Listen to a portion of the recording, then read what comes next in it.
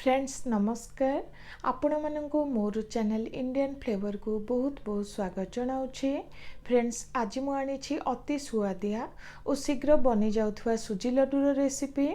देखंतु एही सुजी लड्डू को देखा जमीती खाइबापी बहुत सुआदिया होइछि। 8 रु 10 दिन जाए स्टोर करी रखिपारे। नुआ थांती तो आगो को नुआ नुआ वीडियो देखिबापी चैनल टी को सब्सक्राइब करने को भूलिबे नहीं।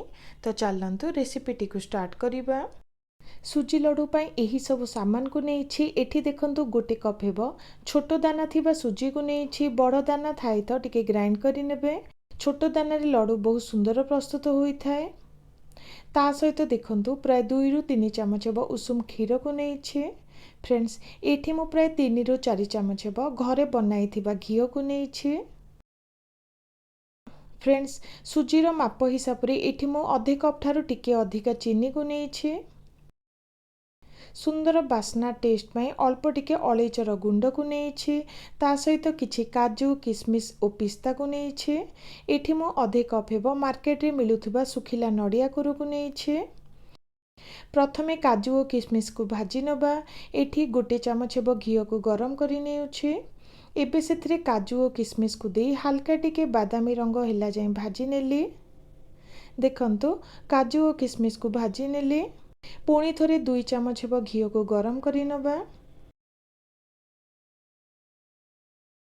फ्रेंड्स घी गरम हैला परे एबे सेथिरे सुजी ता सहित नडिया को देई दबा।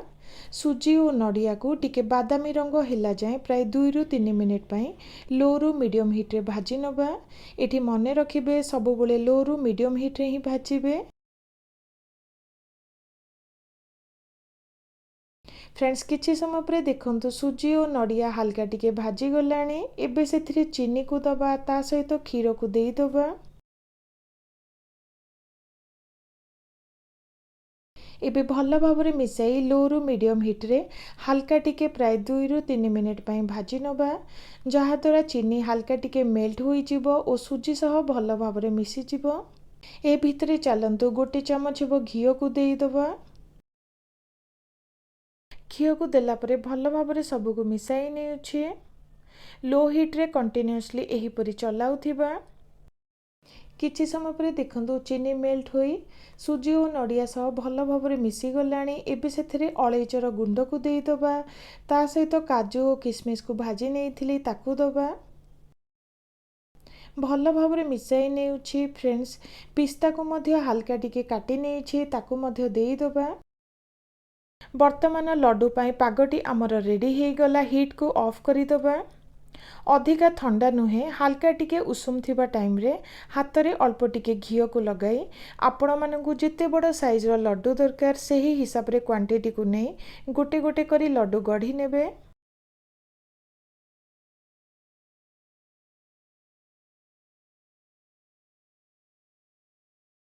देखंतु सुजी लड्डूटी रेडी हे गला। एबे गोटे गोटे करी गढ़ी नबा।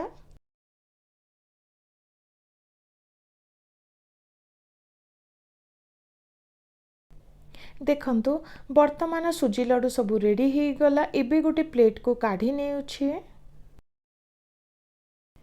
तो फ्रेंड्स देखंतु खूब कम समय रे घरे थिबा सामान रे सुजी लड्डू आमर रेडी हे गला।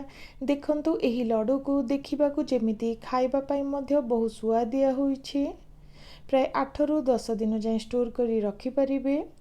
जदि भल लगे गोटे लाइक करी देबे। नुआ थांती तो आगो को नुआ नुआ वीडियो देखिबा पई चैनल टी को सब्सक्राइब करने को भूलिबे नहीं। रहुछि नमस्कार।